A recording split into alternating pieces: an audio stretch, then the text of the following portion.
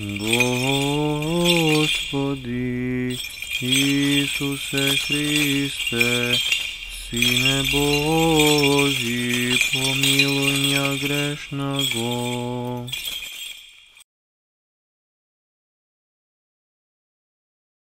И Сина, и Светлиот Дух. Аминь. Возлюбени во Христа Бога, браќи и сестри, денешното евангелско четиво, како и секое друго, преполно со мудрости, со несмртни вистини Божи од устата на самиот наш Господ и Спасител Исус Христос кажани, за да не бидат утеха, но и одговор на сите неодговорени прашања што човекот јавно и гласно или тајно и молку во срцето свое ги поставува. И се додека не најде одговор на тие прашања, не наоѓа ниту мир, ниту спокој на душата своја. Зарад што наликува на современ номад, кој што се движи по просторот и времето на овој свети век, налик на еден аргентински десперадос во подрага по смислата на животот. Денеска Христос Бог во денешното евангелско четиво ни зборува со јазикот на параболата, со јазикот на приказка, на прост начин, едноставен, но длабок и сеопфатен. Го одговара прашањето што се случува со луѓето кои што го слушаат или го читаат Светото Писмо.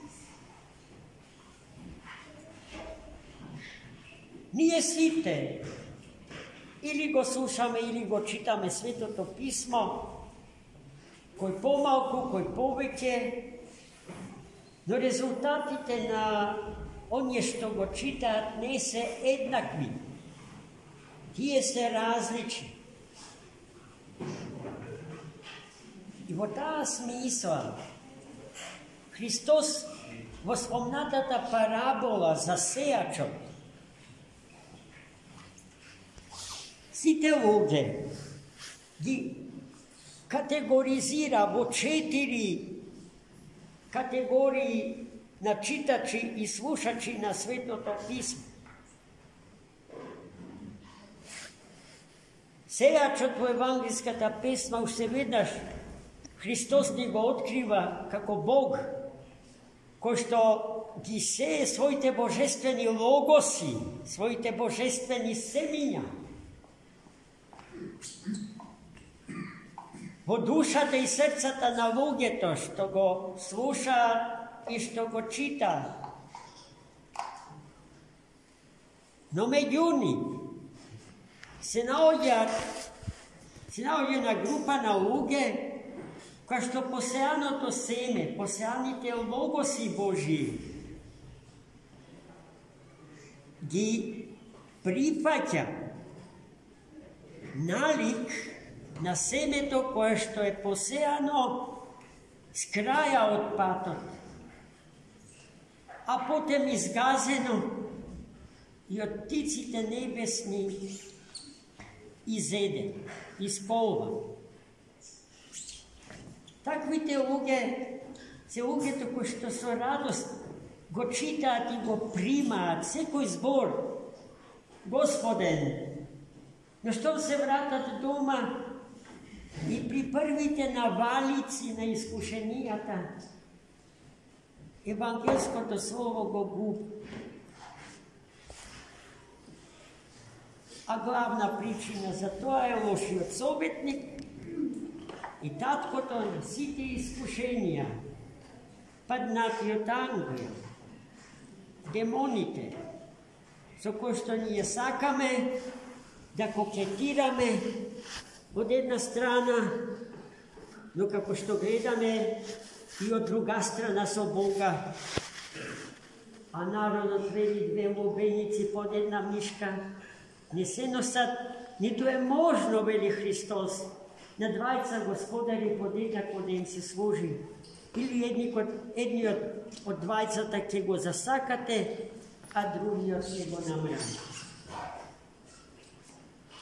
Втората категорија на читачи и слушачи на Светото Писмо се оние кои што наликуваат на посеаните логоси Божи паднати врз камен. Тоа се луѓето кои што веднаш што го чујат Словото Господне реагираат со радост, веднаш го прифаќаат. Ама, велики каменот е безводен, а во срцето на човекот нема благословената жива вода, Духот Свет, тие зборови веднаш ја губат силата, како што семето врз камен посеано се исушува, зарад недостаток на вода.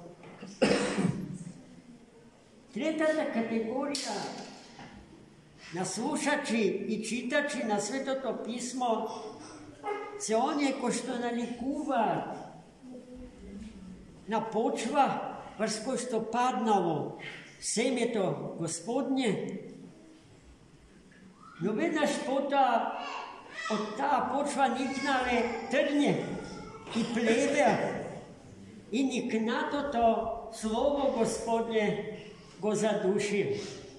Тоа се луѓето кои што му се предават на светов, на светските грижи, го забораваат целосно Бога и заветот што со Бога доброволно и слободно го склучил. И најпосле Христос укажува на една четврта категорија на луѓе кои што наликуваат на плодна хумусна почва, врз која што семето, односно логосот Божи паѓа, никне, израстува и донесува богат плод. Кои се тие луѓе споредени со хумусна почва?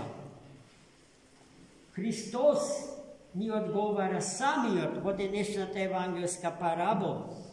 Оние чии срца се чисти и добри, оние кои што имајќи чисти и добри срца се трпеливи и трудолюбиви и за време на целиот свој живот безпоштедно му се предаваат на Господа и ја творат волјата Господня во својот живот. И нас, браќи и сестри, Господ да не претвори во хумусна почва, добра и благопријатна, односно нашите срца да ги направи чисти и добри и да не дари со дарот на трпение, со кој што или со чија помош човекот ги победува искушенијата во својот живот. А енергијата на трпението е енергија Божја, дар Господе. Ако некој трпи се и секого, тоа е самиот Господ наш, кој што не трпи сите нас, вакви какви што сме, без да ни постави услови за да не сака. Тој не сака вакви какви што сме, а ние вакви какви што сме не го сакаме Бога. Во тоа е проблемот. Проблемот е наш, а не Божи. Затоа го молиме Него, животодавецот и спасителот наш, да покаже милост и љубов спрема нас. И по силите на Неговото божествено долготрпение да не направи трпеливи, kým sú čistí, sú dobrí srdca. Amen. Za mnou čistí.